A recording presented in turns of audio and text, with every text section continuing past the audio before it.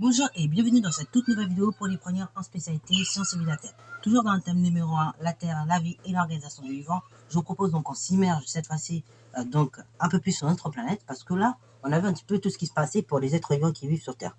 Donc notamment au sein de leurs cellules, donc des cellules eucaryotes, ok. Mais là donc on n'est pas vraiment en train de profondeur sur notre planète et donc je vous propose dans cette vidéo qu'on fasse un petit peu de géologie et donc on s'intéresse à notre planète et tout d'abord donc à la structure interne de la planète, ok, de la Terre. Donc pour ce faire, on va voir d'un premier temps, donc on va s'intéresser tout simplement au contraste qui peut exister entre le domaine océanique et le domaine continental. Et enfin d'un second temps, donc on va tout simplement voir les différents indices qui ont permis justement de déterminer donc la structure interne de notre planète. Et sur ce, c'est parti mon kiki. Donc dans un premier temps, on va s'intéresser aux différences comme ça qui peuvent subsister entre un continent et un océan. Alors, tout d'abord, quand vous observez la Terre depuis l'espace, voilà, je vous mets une petite photo juste là, et concrètement, d'ailleurs, vous avez même pu le voir en miniature, hein, puisque j'ai pris ça comme miniature de la vidéo, et vous pouvez constater donc que depuis le ciel, la Terre, on peut la voir comme une planète bleue. Alors, une planète bleue, pourquoi? Parce que, en grande majorité, environ 75% aujourd'hui, enfin, en tout cas, 75% quand j'ai appris, donc en 2016, maintenant ça a dû augmenter un peu plus, mais à peu près, on va dire, aux 3/4, la Terre est constituée d'eau, ok, donc d'océan. Et après, ceux qui restent, donc les 25% environ, tout simplement, c'est les continents, ok. Et donc déjà, quand on observe la Terre depuis l'espace, on observe comme ça deux domaines, ok. Un domaine donc bleu qui est majoritaire, donc est domaine océanique, les océans donc, et un domaine donc qui est un petit peu particulier, le reste, qui correspond au continent, ok. Voilà. Donc du coup, au niveau de cela, au niveau des continents et des océans, on peut comme ça déjà constater non seulement des différences depuis l'espace, mais sur Terre également, on va observer une grosse différence, notamment dans les répartitions des altitudes moyennes. En effet, puisque l'altitude moyenne au niveau tout simplement des océans, elle se situe autour de moins 3800 mètres, tandis que les altitudes moyennes autour des continents, elles se situent autour de 800 mètres, ok, 500-800 mètres. Donc cela montre une distribution comme ça des altitudes, donc que ce soit dans le domaine océanique ou le domaine continental, selon deux modes. Donc on appelle ça une distribution bimodale. Cette distribution donc bimodale, tout simplement témoigne justement de cette différence entre l'océan, le domaine océanique et le domaine continental. Et chose tout bête qu'il faut bien capter au niveau de ces deux domaines-là, c'est qu'à chaque domaine, on va y associer une croûte. Pour le domaine océanique, donc la croûte associée, c'est la croûte océanique. Et pour le domaine justement continental, la croûte associée, c'est la croûte continentale. Et justement, on va un petit peu rentrer en profondeur au niveau de ces deux croûtes, sans un mauvais jeu de mots. Alors, en effet, puisqu'on va s'intéresser d'abord à la croûte continentale et ensuite on fera la croûte océanique. Alors, déjà, au niveau de la croûte continentale, c'est la croûte tout simplement qui correspond au domaine continental. Jusqu'à vous avez bien capté. Et donc, si on observe une carte, alors je vais essayer de vous prendre une carte simplifiée donc de la géologie de la France, ok, des roches en France, et on va pouvoir comme ça distinguer différents domaines, ok, des domaines sédimentaires, on va trouver par exemple de la roche sédimentaire du coup, donc du gneiss, mais d'argile et tout plein d'autres. Voilà, donc ça c'est le domaine sédimentaire. Et puis des domaines cristallins, ok. Donc les domaines cristallins, ça va être notamment dû aux anciennes ou nouvelles chaînes de montagnes. Donc les anciennes chaînes de montagnes, par exemple, ça peut être le massif harmonicain, ou encore tout simplement, vous avez le massif central. Alors oui, vous allez me dire, mais c'est quoi le massif harmonicain? Parce que là, je vous ai dit un nom un peu chinois. En fait, le massif harmonicain, pour faire simple, ça correspond à la Bretagne actuelle, ok. Et donc, au niveau de la Bretagne, on avait à l'ancienne une chaîne de montagnes. Ok, et pour les chaînes de montagne un peu plus récentes en France, on peut avoir également, par exemple, tout simplement, tout ce qui concerne les Alpes, ok, pour les chaînes de montagne plus récentes. Donc ça, c'est pour la croûte continentale en surface, donc à l'échelle de la France notamment. Alors, je ne vous ai pas fait à l'échelle du monde parce que c'est beaucoup trop varié, ou même déjà à l'échelle d'Europe, ça serait trop varié. Je vous ai juste fait à l'échelle de la France. Mais, bien évidemment, ce genre d'études, on peut le faire sur tous les pays, voire tous les continents et l'ensemble de la planète, ok. D'ailleurs, si vous êtes un peu curieux, vous pouvez très bien demander en librairie ou même sur Internet des cartes géologiques, ok, pour voir un petit peu les différentes roches qui composent notre planète. Et justement, ça c'est ce qu'on voit en surface, mais en profondeur, si je creuse, donc si on fait un forage, tout simplement, pour la croûte continentale, donc on va observer deux choses. Donc environ sur les 1500 premiers mètres, on va observer de la roche sédimentaire, une forte couche sédimentaire. Et enfin, donc en dessous de 1500 mètres d'altitude, donc on va observer principalement du granit, qui est caractéristique d'ailleurs d'une croûte continentale, ok. Une croûte continentale va toujours se caractériser par la présence de granit, ok. Voilà, ça c'est pour la croûte continentale. Alors maintenant pour la croûte océanique, donc là c'est un petit peu plus complexe, puisque ça, tout simplement en fait, nous, ce qu'on va observer par la croûte océanique, c'est juste des océans. Mais pareil, si on fait un forage, alors là pour le coup, ce sera pas exactement le même type de forage que je vous avais montré que pour les croûtes océaniques continentales. Là pour la croûte océanique, c'est un petit peu particulier, puisqu'en fait, on a dû, pour expliquer la croûte océanique, donc sa structure, on a dû la mettre en évidence par la faille Vima, ok. La faille Vima qui est de ce type que je vous ai fait juste là, Et donc, avec la faille de Weber, on a pu mettre comme ça en évidence différentes structures qui composent tout simplement notre croûte. Ok. Alors, on a le basalte en coussin, ensuite le basalte en filon. On a également le gabbro et donc si on descend un peu plus bas, donc on est déjà au niveau du menton. Donc là, si vous voulez retenir le nom de la roche, c'est bien aussi. C'est la péridotite. Alors bon, je vous conseille même de le retenir dans cette vidéo-là, puisque après, en fait, tout simplement, dans la suite du thème, ok, dans la suite de ce sous-thème de géologie, on va beaucoup reparler de la péridotite, ok. Voilà. Donc ça, c'est pour les différents éléments qui composent la croûte océanique, qui a encore été mise en évidence par cette faille de Weber, ok. Donc vers la fin des années 98 à peu près, ok, pratiquement début 2000. Alors, cependant, donc, les deux croûtes, elles vont se différencier par des structures différentes, ok, et par également des domaines qui sont différents. Mais également, donc, elle va se différencier par des roches différentes, ok. Donc, justement, on peut faire une petite étude microscopique et macroscopique rapide. Donc, pour la roche de la croûte continentale, comme je l'ai dit, on va trouver principalement du granit, ok. Et donc, le granit, ça va se présenter de cette forme-là. Alors bon, du coup, c'est principalement de couleur blanchâtre, en fait, de couleur blanche. Mais si vous regardez un petit peu précisément donc votre granit, on peut y observer donc du noir, mais également toujours à l'échelle macroscopique des petites paillettes de couleur grise. Donc ça c'est ce qu'on voit à l'échelle macroscopique. À l'échelle microscopique, donc là je vous mettrai les deux techniques, ok. Donc au microscope polarisant pour le coup qu'on va utiliser, parce que oui, je vais vous faire donc là petit rappel. Quand on va observer une roche en microscope, donc on va utiliser un microscope polarisant. Et donc, on peut l'utiliser en mode lumière analysée et en mode lumière non analysée. Donc là, du coup, si on observe du granit en lumière analysée ou non analysée, dans ce cas-là, voilà ce que ça peut donner comme image. Okay. Alors, en lumière analysée, du coup, on va avoir beaucoup de teintes de couleurs, tandis qu'en lumière non analysée, c'est la roche, en gros, dans son état le plus naturel possible. Okay. C'est-à-dire, il n'y a pas de filtre, pour faire simple. Voilà. Tandis qu'en lumière analysée, on a des filtres colorés qui donnent toutes les teintures de couleurs. Ok. Voilà. Donc, au niveau des minéraux, bon, c'est pas forcément obligé de les retenir tous par cœur, mais donc, principalement, on a du feldspathe, plagioclase. On a également, donc, tout simplement, du quartz et du mica, ok. Bravo. Bon, ça, c'est pour la roche de la croûte continentale, ok, donc le granit. Et sa densité, elle est autour de 2,7, donc grammes, enfin, 2,7. Alors, oui, là, Titera aussi, qui peut être très fréquente. Là, je parle de densité, donc en fait, la densité, elle n'a pas d'unité. Et donc, c'est une erreur que les physiciens peuvent faire. Pourquoi? Parce que, tout simplement, nous, on a l'habitude de parler en masse volumique, en fait. Parce que oui, nous en physique-chimie, on parle en masse volumique, sauf que les biologistes ou les géologues, la plupart du temps, ils parlent en densité. Et donc la densité, pour rappel, c'est quoi? C'est tout simplement la masse volumique de notre matériau divisée par la masse volumique de l'eau, pour faire simple. Donc là, du coup, pour notre roche, en fait, si on voulait la masse volumique de la roche, il suffirait juste de multiplier par 1 g par centimètre cube, et donc on aurait la masse volumique de notre roche, qui serait de 2,7 g par centimètre cube, ce coup-ci. Alors, ça c'est pour le granit, ok. Donc densité 2,7, ok. Ou masse volumique 2,7 g par centimètre cube pour les plus physiciens de la chose. Pour tout simplement les roches de la croûte océanique, donc on observe deux types en fait. Mais si bon, parmi on a dit tout simplement les basaltes, on avait deux types de basalte, basalte en filon, basalte en coussin, mais ça reste du basalte. Donc on va observer deux types de roches, le basalte et le gabbro, ok. Le basalte donc, ce coup-ci, il va être de couleur totalement noire, ok.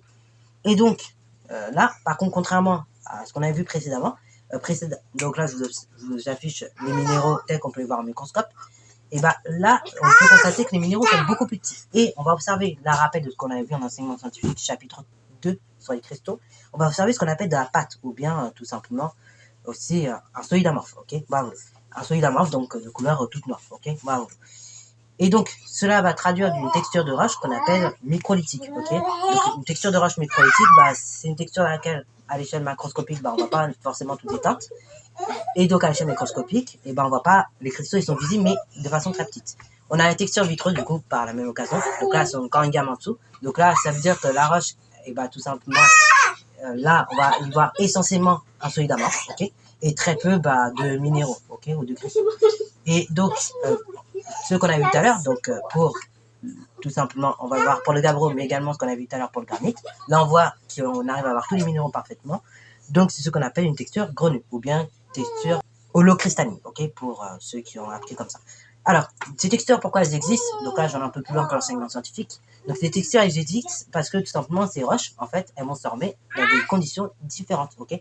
Et donc, selon comment elles vont se former, et surtout selon la durée de refroidissement, on va voir la présence de ces trois, tout simplement, textures.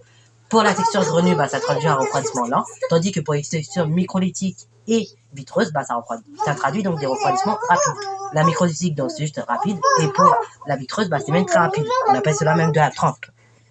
Bon, et pour finir, donc, j'avais pris tout simplement comme exemple le basalte, ok. Donc basalte, c'est une roche tout simplement à texture microlithique, ok. La densité, elle tourne autour de 2,9.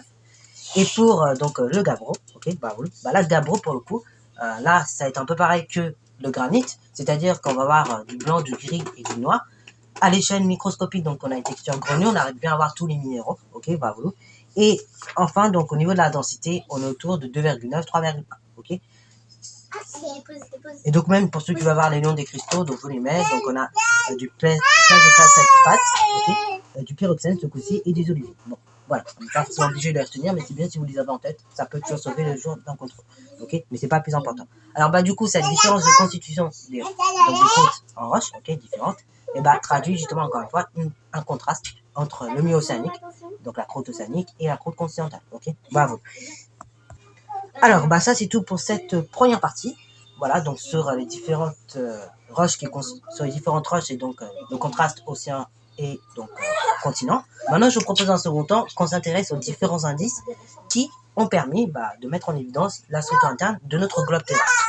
Alors, tout d'abord, petit rappel très très très important avant de commencer. Donc, on rappelle une chose importante, la notion de séisme, parce que en fait, c'est à partir de là qu'on va dérouler tout notre travail.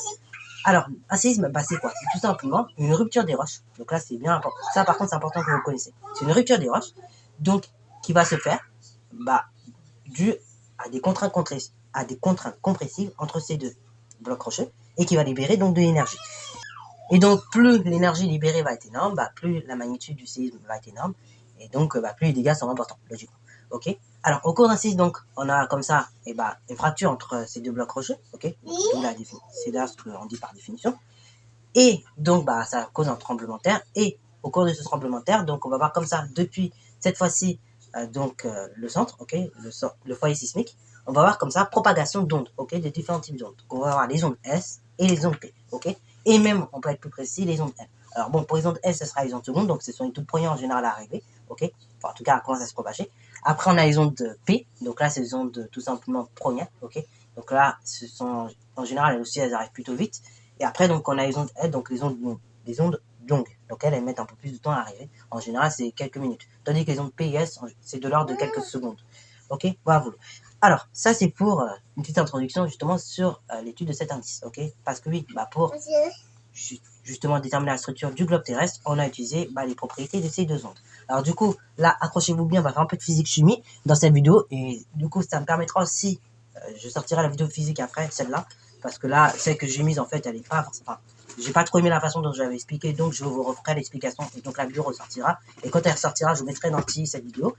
Mais donc, tout simplement, au niveau de ces deux ondes-là, onde P et onde S, elles ont des propriétés physiques particulières. Des ondes S, donc il s'agit d'ondes strictement mécaniques, puisqu'elles vont se propager seulement dans un matériau, ok, dans un matériau solide en l'occurrence. Tandis que les ondes L, elles peuvent se propager, donc on peut dire que c'est une onde mécanique aussi, mais elles vont se propager dans les solides et dans les liquides. Au niveau de ces ondes-là, alors, qu'est-ce qui va différer l'onde P de l'onde S au niveau de sa vitesse de propagation? C'est le mode, tout simplement, de déplacement de ces ondes-là. Je m'explique. Pour l'onde S, c'est une onde qu'on appelle cela donc une onde transversale. Pourquoi? Parce qu'une onde S, en fait, tout simplement, l'onde elle va se propager de façon horizontale, tandis que la perturbation, elle va se propager verticalement. Ok. Ainsi, la direction de propagation est perpendiculaire à la direction de perturbation. Ok. Et donc, pour les ondes S, on appelle ça une onde transversale. Pour les ondes longitudinales, donc ici c'est le cas des ondes P, là, la direction de propagation étant la même que la direction de perturbation, l'onde P ira nécessairement beaucoup plus vite que l'onde S. C'est d'ailleurs ce qu'on peut voir sur les graphiques juste en haut. Ok. Parce que tout simplement, comme elle est longitudinale, la direction de perturbation est identique à la direction de propagation. Ok. Bravo.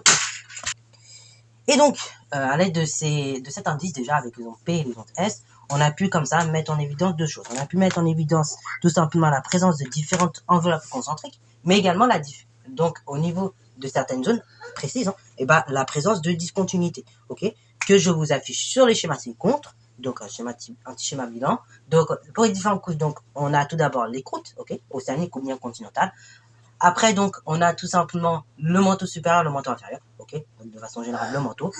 Et après, donc, on a le noyau, donc noyau externe et noyau interne. Ou bien, on appelle cela la graine. Pour les discontinuités, donc, à l'échelle des discontinuités, donc, on a tout simplement environ on a 7 km ou bien 40 km sous les continents.